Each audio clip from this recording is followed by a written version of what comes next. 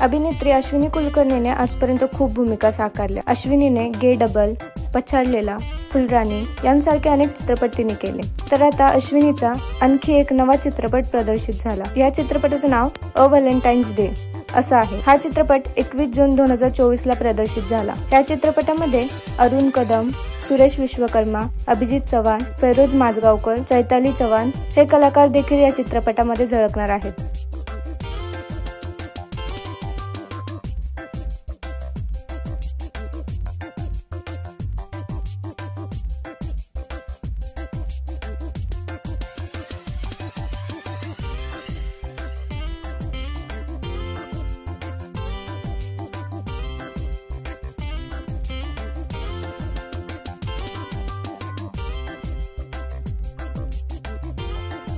तुम्हाला अश्विनीचा हा नवा चित्रपट पाहायला आवडेल का? हे आम्हाला कमेंटमध्ये नक्की सांगा।